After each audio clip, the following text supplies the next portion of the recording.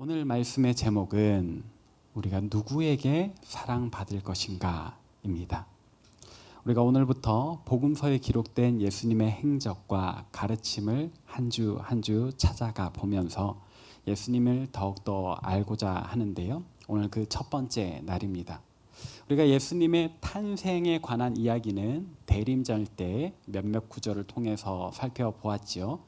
물론 예수님의 탄생에 얽힌 모든 이야기를 다룬 것은 아닙니다만 어쨌든 예수님의 부모님에게 천사가 나타나서 예수님의 탄생을 예고했던 이야기, 그리고 실제로 그 말씀 그대로 예수님이 태어나셔서 목자들과 동방 박사들에게 경배받으셨던 이야기, 또 당시의 유대 땅 전역을 지배하고 있던 헤롯 대왕이 분노하여 이 베들레헴 주변의 2살 이하 사내 아이들은 학살했던 그런 이야기.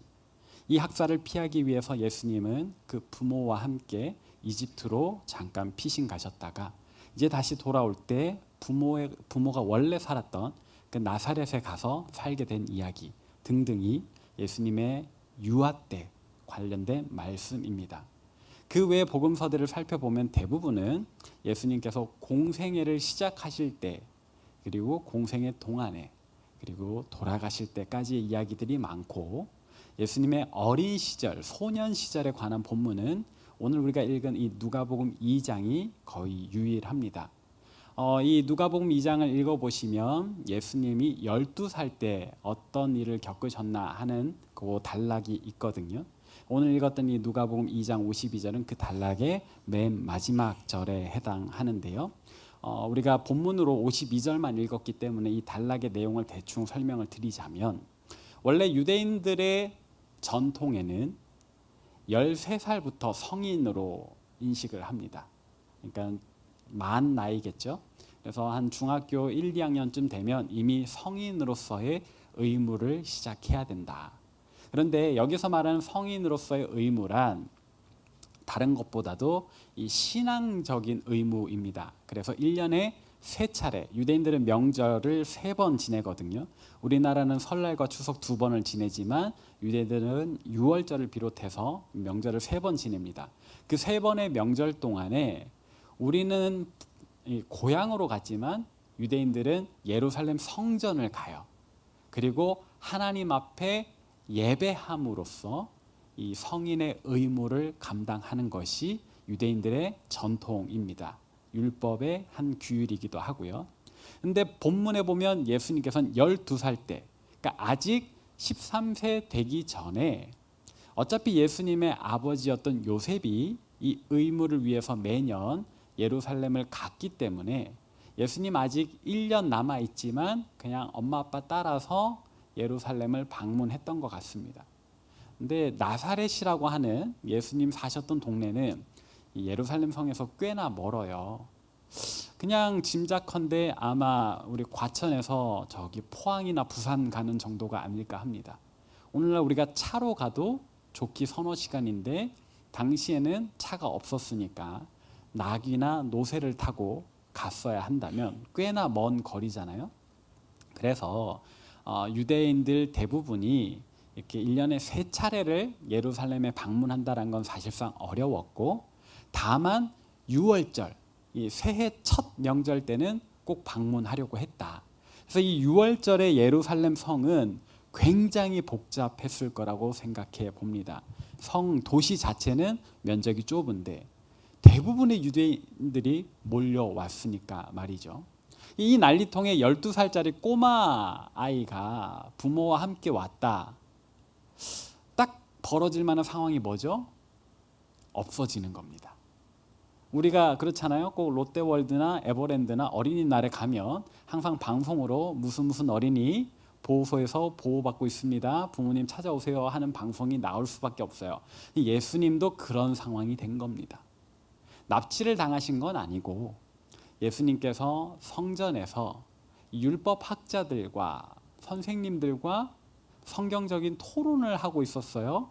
우리 생각에는 그게 가능할까 싶지만 예수님이시니까.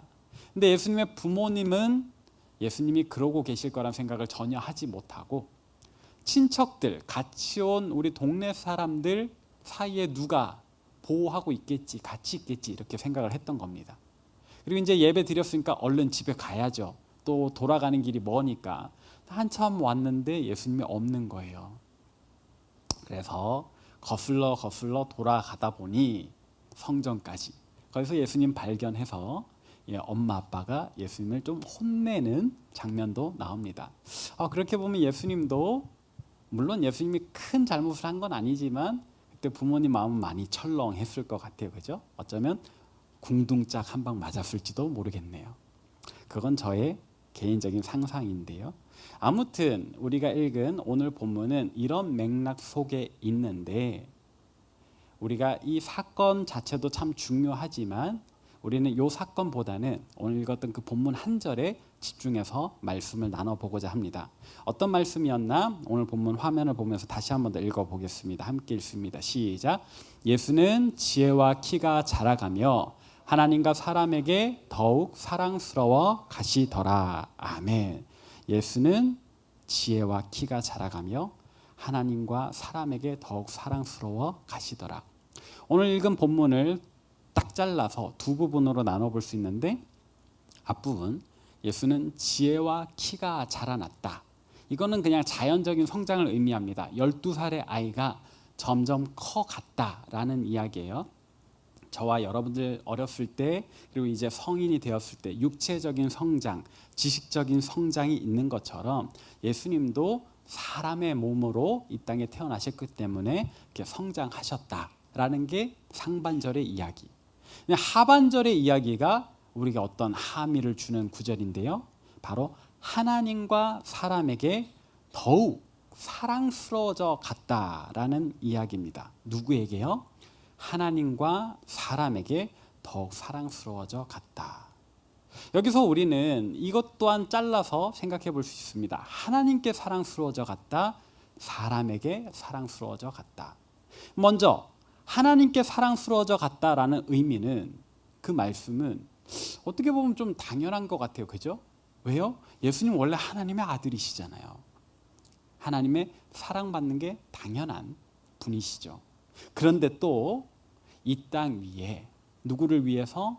우리를 위해서, 저와 여러분을 위해서 하나님 사랑하시는 이 피조물들을 위해서 자기 목숨을 내던지러 오셨단 말이죠. 사명을 따라. 그러니까 하나님께서 예수님을 너무나 사랑하실 수밖에 없다. 이거는 진리죠. 우리가 부인할 수 없는, 더 이견이 없는. 그런데 사람에게 사랑스러워져 갔다라는 부분, 우리가 한번 생각해 볼 만합니다. 여러분, 우리가 신앙생활을 할 때에 이런 질문 해볼 수 있어요. 하나님께 사랑받고 싶습니까? 사람에게 사랑받고 싶습니까? 또는 꼭 이렇게 하나님과 이 사람을 대비시켜서 이야기할 때가 있죠. 사람에게 인정받는 것 별로 중요하지 않다. 우리는 하나님께 인정을 받아야 된다. 뭐 이런 식으로 말이죠. 근데 성경은 예수님께서 하나님께도 사랑스러워져 가셨고 사람에게도 사랑스러워져 갔다라고 분명히 우리에게 이야기를 합니다. 결국 저와 여러분은 그리스도인, 예수님을 닮아가는 사람이기에 우리도 분명 하나님 앞에 사랑스러워져 가야 되겠고 사람에게도 사랑을 받아야 된다. 그럴만 해야 된다라는 결론으로 가는 거죠. 다시 한 번 더. 하나님 보시기에 사랑스러워져 간다. 사랑스러워야 한다. 예수님은 당연히 그랬는데 우리도 그래야 하겠습니다. 우리는 하나님께 어떻게 사랑받을 수 있을까요? 사실 이 자리에 있는 것, 여러분들이 오늘 이 주일에 다른 데 가지 않고 이 교회 오신 것만으로도 충분히 사랑받으실 만합니다. 또 여러분들의 마음의 태도를 한번 돌아보시면 좋겠어요. 이 자리에 하나님 싫어서 오신 분들은 없겠죠. 나는 하나님 너무 싫어, 그래서 교회 갈 거야. 나는 하나님 미워 죽겠어, 그래서 오늘 찬양할 거야. 이런 분들은 없겠죠. 아마도 이 자리에 오신 여러분들은 뭐 그렇게 깊이 생각하지는 않았을지언정 그래도 하나님께 복받고 싶어서, 하나님 주시는 은혜를 누리고 싶어서 이 자리에 앉아 계신 것 아니겠어요? 그러니까 그 마음부터가 여러분들은 하나님께 사랑받을 만하다. 그리고 실제로 하나님은 여러분들을 너무나도 사랑하신다. 우리가 그걸 무엇으로 알 수 있죠? 그래서 예수님이 이 땅에 오셨잖아요. 예수님 그분 자체가 우리를 향하신 하나님 사랑의 증거다. 심지어 우리 하나님께서는 우리를 더 사랑할 준비를 하고 계세요. 그래서 우리가 하나님 앞에 조금만 더 경건하면 이 예배 때 마음을 모으고 일상생활 동안에 말씀을 읽는다든지 또 눈을 감고 기도를 해본다든지 하나님을 찬양하면 우리를 사랑할 준비가 되어 있으신 하나님 분명히 저와 여러분에게 그 사랑을 표현해 주실 겁니다. 확고하게 우리가 알 수밖에 없는 어떤 특별한 사인으로 말이죠. 그런 사인은 여러분들이 한번 시험해 보셔도 좋겠어요. 하나님 저 정말로 사랑하시는 거 맞죠? 하면서 이런저런 시간들을 동원해서 이 예배 시간에 온전히 한번 하나님께로 집중해 보세요. 이전과는 달리 말씀이 지루하지 않고 이전과는 달리 찬양 시간에 무언가 알 수 없는 감동이 마음을 채우고 그런 신앙적인 경험이 우리에게 반드시 있을 겁니다. 하나님 우리를 사랑하시기 때문에 우리가 그 사랑을 나누기를 원하시기 때문에 우리가 마음문만 연다면 분명히 하나님 우리를 그 사랑으로 가득 채워주실 거예요. 여러분들 하나님 앞에 그렇게 점점 더 사랑스러워져 가시길 바랍니다. 사랑스러우실 수 있습니다. 하나님을 정말로 사랑하게 될 거고 하나님께 사랑받게 되실 거예요. 근데 이 첫 번째는 우리에게 쉬워요. 근데 두 번째가 문제인 거죠. 아까 두 번째 차원은 뭐였죠? 사람에게도 우리가 사랑스러워져 가야 한다라는 겁니다. 아까 말했던 의구심, 우리가 꼭 사람에게 사랑받을 필요가 있나? 하나님께만 사랑받으면 되는 것 아닌가? 죄송하지만 우리는 어쩌면 이 이분법, 세상의 악한 세력을 배척해야 된다라는 것에서 시작해서 중간에 좀 오해가 생겼을 수도 있을 것 같아요. 우리가 함께 살아가는 사람들, 뭐 직장에서건 가정에서건 친구 관계에서건 그런 관계까지도 우리가 배척해야 된다라는 건 아니거든요. 우리 그리스도인들은 저와 여러분은 분명히 이 땅 위에서 하나님께 사랑받아야 하고 또 이 땅 가운데 살고 있기 때문에 우리와 함께 살아가는 사람들에게도 사랑받아야 합니다. 문제는 중요한 키워드는 무엇으로 사랑받을까 하는 거죠. 첫 번째는 능력의 차원에서 우리는 사랑받아야 합니다. 이 말은 여러분들이 직장에서건 학교에서건 여러분들의 실력을 갖추어야 된다라는 말이기도 합니다. 이제 우리 46기 친구들은 대학에 가시면 조별 과제를 많이 하게 되실 거예요. 우리 선배들은 무수한 조별 과제를 통해서 이제 사랑받을 만한 사람으로 자라나셨을 테고 또 직장 생활하는 우리 청년들 마찬가지입니다. 신입 때 정말 냉혹한 현실에 놓이게 되죠. 이렇게 업무 능력을 뽐내야 할 때가 있습니다. 근데 여러분 이게 신앙생활에서도 사실 마찬가지의 이야기예요. 우리는 우리의 실력을 갈고 닦아야 된다. 지금 당장 나의 수준의 절대치가 뭐 여기에 있든 그 시작점이 중요한 게 아니라요. 우리는 날마다 발전하는 실력을 갖추어야 됩니다. 이게 신앙에서도 마찬가지라고 했는데 그 어디서 찾을 수 있는가?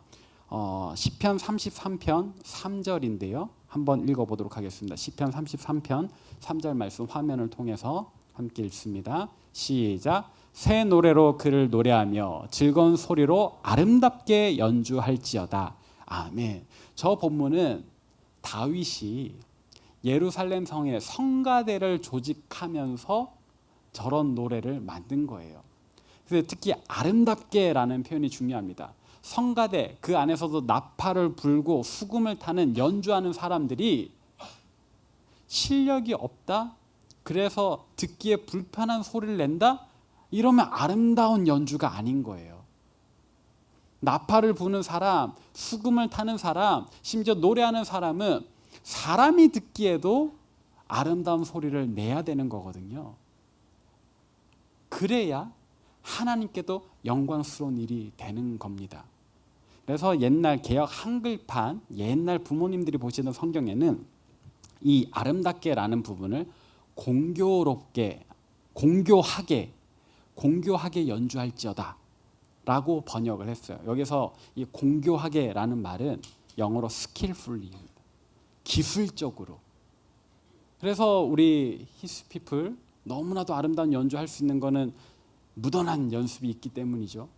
서로 합을 맞추고, 기도원의 찬양 아름다운 이유가 뭡니까? 주일날 여러분들보다 몇 시간 빨리 와서 지하에서 연습하기 때문이거든요. 그냥 은혜로 하지, 아니요 여러분, 은혜만으로 은혜롭게 부를 수 있는 거 아니에요. 분명히 기술적인 연습이 신앙생활에서도 필요하고요, 학업생활이나 직장생활에서도 필요합니다. 노력하지 않는 사람을 사랑할 사람은 없다. 교회까지 와서 이렇게 빡빡한 말씀을 들어야 되나 싶겠지만, 제가 절대치를 요구하는 게 아니라고 했잖아요. 어제보다 나은 오늘, 오늘보다 나은 내일을 가꾸어 나가는 우리가 되자라는 권면입니다. 여러분 부담스럽게 듣지 마시고, 그래 나날이 발전하는 내가 돼야지 라는 권면으로 받아주시면 좋겠어요. 그렇게 볼 때 우리 예수님께서도 직업이 있으셨습니다. 예수님의 직업은 뭐죠? 목수. 우리 지난주에 우리 황한 목사님, 김유한 목사님과 제가 목수의 이야기라는 찬양으로 이렇게 특송을 했었는데, 궁금하시면 유튜브 찾아보시면 되겠고, 네. 예수님의 직업은 목수였어요. 왜 하필 목수였을까? 예수님의 아버지 요셉이 목수였기 때문에 아빠가 하는 일을 옆에서 보면서 배우고 따라했다. 근데 이게 진짜인지 아닌지 성경에는 기록되어 있지 않지만, 전해지는 이야기로는 예수님이 이 나무 조각하는 기술이 너무 대단했대요. 그래서 이렇게 진짜 그 조각품이 살아있는 것처럼 느껴질 정도였다라는 썰이 있어요. 성경이 없으니까 그랬다라고 말을 할 수는 없는데, 근데 우리 바울의 이야기를 생각해 보면 또 이해를 할 만합니다. 여러분, 사도 바울의 직업은 뭐였을까요? 텐트 메이커라고 합니다. 당시에 이제 천막 만드는 사람들, 여기서 말하는 천막은 오늘날로 치면 현수막이기도 해요. 사람이 살만한 텐트이기도 하고 광고할 때 쓰는 그런 현수막이기도 합니다. 바울은 디자이너였어요. 근데 바울이 선교하는 사람이었잖아요. 그래서 한 도시에 그렇게 오래 머물러 있지 않았어요. 짧게는 며칠, 길어봐야 1년 정도 지냅니다. 이 말은 곧 사업장을 계속 옮겨 다녔다. 그러면 고객이 달라지잖아요. 서울에서 장사를 하다가 갑자기 대구로 가봐요. 서울에 살던 손님들이 대구까지 온다? 오늘날에는 가능할지 몰라도 이때는 불가능했거든요. 근데 바울은 자기 기술로 스스로 선교비를 댔던 자비랑 선교사였습니다. 그 말은 바울의 이 텐트 만드는 기술이 대단했다라는 반증이거든요. 여러분, 그런 거예요. 여러분들의 직업, 학업에 있어서 전문성이 있어야 하나님 일도 할 수 있는 겁니다. 근데 다시 한 번 더 말씀드립니다. 그 전문성 지금 없어도 괜찮아요. 다만 어제보다 나은 오늘을, 오늘보다 나은 내일을 만들어가는 저와 여러분이기를 바랍니다. 이게 우리 그리스도인들이 사람들에게서 사랑받을 첫 번째 비결이라면, 두 번째가 또 있어요. 그럼 뭘까? 성품의 문제입니다. 여러분, 질문해 보겠습니다. 예수님 믿으면 다 성품이 좋은가요? 스스로 자문해 보세요. 나는 예수님 믿는데 내 성품은 괜찮은가? 갑자기 이렇게 표정이 안 좋아지시는 분들이 있죠. 그런 분들이 있습니다. 교회는 오래 다니셨어요. 직분도 높아요. 그런데 그분의 말이나 행동은 다른 사람들을 불편하게 하시는 분들이 종종 있더라. 저도 그런 실수를 할 때가 많습니다. 목사인데요, 아차 하는 경우가 있어요. 저도 모르게 의도하지 않았지만 여러분들을 상처 입게 만드는 말을 할 때, 행동을 할 때가 있더라고요. 그러지 않으려고 하는데 그렇게 될 때, 참 하나님 앞에 부끄럽기도 합니다. 근데 이 부분 저도 노력하고 있어요. 여러분들에게 될 수 있으면 상처 주지 않으려고 노력하고 있습니다. 여러분들도 그러시기를 바래요. 직장에서, 특히 가정에서. 가까운 사람에게 우리가 더 상처 주기 쉽잖아요. 저도 저희 아버지, 제 동생에게 상처 많이 줬거든요. 어느 날 잡고 죄송합니다 했었는데요. 그런 이야기 하지 말고 우리가 좀 더 온유하면, 우리가 조금 더 넉넉하면, 그리고 또 서로를 품어주면 사람들이 우리를 또 사랑해 주지 않을까. 가끔 이런 말이 있습니다. 야, 저런 사람이 교회 다닌다고? 그런 말의 주인공이 우리가 되지 않기를 바라요. 저 사람 교회 다녔어? 어쩐지 라는 말이 우리를 향하기를 원합니다. 성품, 우리 예수님의 성품을 생각해 보면 참 온유하셨다, 정직하셨다. 높은 자, 낮은 자, 부유한 자, 가난한 자 가리지 않으시고 모두를 품으셨다. 그러나 불의를 보면 또 거룩한 분노를 바라기도 하셨다. 우리가 그런 예수님의 성품을 닮을 때 우리는 분명히 사람들에게서도 칭찬받게 될 겁니다. 이것을 가리켜서 이 디모데 후서에서는요, 이런 표현이 있어요. 디모데 전서 3장 2절에는 책망할 것이 없는 사람이다. 이 한 단어가 우리에게 참 중요한 말인 것 같아요. 책망할 것이 없는 사람. 사랑하는 여러분, 우리가 어떻게 완벽을 기할 수 있겠습니까? 완벽한 사람이 될 수는 없겠습니다. 다만 노력하여 다른 사람들에게 칭찬받는 사람일 수는 있지 않을까요? 거룩한 생활로서 하나님께 칭찬받고 온유하고 정직하고 올곧은 삶으로서 사람들에게 칭찬받는 그런 모습 말입니다. 우리 주님께서는 참으로 그런 분이셨죠. 우리도 그런 사람 되기를 바랍니다. 말씀을 정리하겠습니다. 사랑하는 여러분, 우리는 그리스도인입니다. 하나님과 사람 중에 누구에게 사랑받고자 하십니까? 모두에게 사랑받아야 됩니다. 하나님께로부터도 사랑받고 사람들에게서도 사랑받는, 그것이 이 땅 위에 사는 저와 여러분들이 이루어야 하는 일인데, 먼저 하나님은 이미 우리를 사랑하신다, 더 사랑할 준비가 되어 있다. 그 하나님을 의지해서 이제 우리 자신을 갈고 닦아 우리의 이웃들에게도, 사람들에게도 사랑받는 저와 여러분 되시기를 바랍니다.